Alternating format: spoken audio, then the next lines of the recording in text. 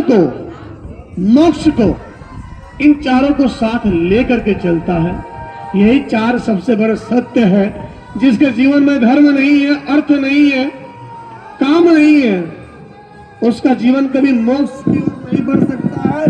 फिर से उसे 84 के जन्म में आना पड़ेगा, फिर से विभिन्न योनियों में उसको जाना पड़ेगा।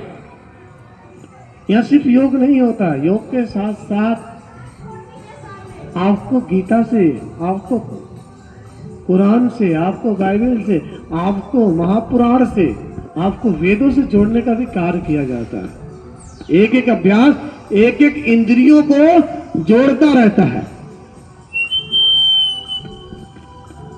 एक एक इंद्रियां जब हमारी जोड़ती है ना, तो हमारा जो कर्मयोग होता है ना, जो भी हम कर्म किए थे, अभी कुछ देर पहले नीलम जी ने कराया था, सबका अभ्यास, वही कर्मयोग है। और जैसे जैसे कर्म योग होता जाता है ना, मन की चंचलता वैसे वैसे दूर हो जाती है। और जब मन की चंचलता दूर होगी ना, तो आपके अंदर भक्ति का भाव उत्पन्न होगा। भक्ति यानी प्रेम का भाव, अहंकार मिटेगा और आपके अंदर प्रेम का भाव जागृत होगा। तो सफल वही है जो धर्म को, अर्थ को, काम को, मोक्ष को साथ में लेके जाए। और एक बड़ी बात बोलने जा रहा हूं कि आप एकजुट नहीं हो पाते हैं सिर्फ इस कारण से ना कि हम अलग अलग विभिन्न वर्गों में, जातियों में बटे रह जाते हैं। ठीक है, आज मैं बता दूं आपको, आप सभी यदि किसी को ज्ञान देते हैं तो आप ब्राह्मण कुल के हैं। क्या है? तेज बोले इस लाइन को। यदि आप दूसरों को ज्ञान देते हैं, सद्बुद्धि सिखाते हैं, तो आप क्या है? ब्राह्मण कुल के। ब्राह्मण कुल के हैं, आप ब्राह्मण हैं। ठीक है। दूसरा, यदि अपना पेट और दूसरों का पेट पालते हैं तो आप वैश्य परिवार के हैं। क्या? वैश्य कुल के हैं आप। ठीक है, आज मान लीजिए इस बात को। ठीक। तीसरा, शूद्र। यदि आप अपने घरों की सफाई करते हैं, तो इस देश की सफाई करते, कचरे को बाहर निकाल कर फेंकते हैं, गंदगी को दूर करते हैं, तो आप शूद्र कुल के हैं। और एक वर्ग कौन सा बच गया आपका? हाँ? एक वर्ग कौन सा बच गया? क्षत्रिय।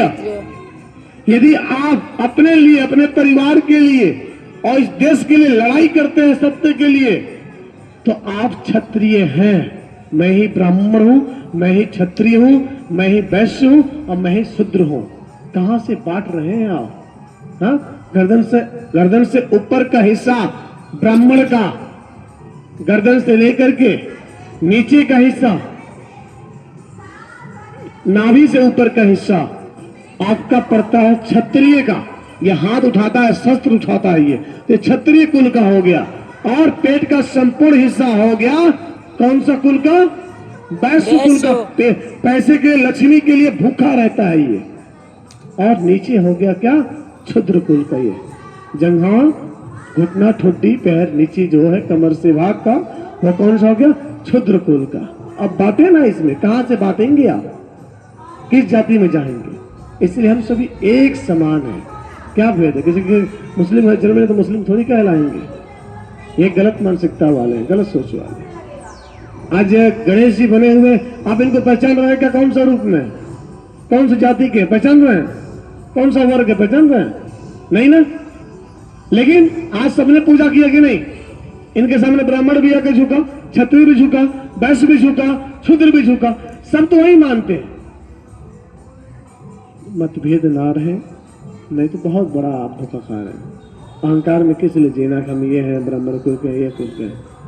ठीक है ना, कभी ऐसा ना रहे। आज संतोष जी बने हुए हैं, सिर्फ मेरे एक कहने पे यहाँ चले आए हुए। ठीक है, इन्होंने धोती का नहीं है क्या? आप लोग बताएं, कितने लोग गणेश बने हैं अपने घर में? कभी भी आप में से अपने बच्चों कितने लोग बनाए हैं गणेश? बताएं। हर साल मूर्ति मंगाते हैं मिट्टी का, वो भी इंसान ही बनाता है, लेकिन उस इंसान की पूजा नहीं हो पाती है। आज जो खुशी इनको मिली होगी ना, वो खुशी उस मिट्टी वाले मनुष्य को नहीं मिली होगी। लेकिन हमारी आस्था है। लेकिन उन आस्था के साथ यदि हम सकारात्मक दिशा देना चाहें ना, तो तो हम सकारात्मक दिशा दे सकते हैं अपने बच्चों को, अपने घर के गार्जियन को।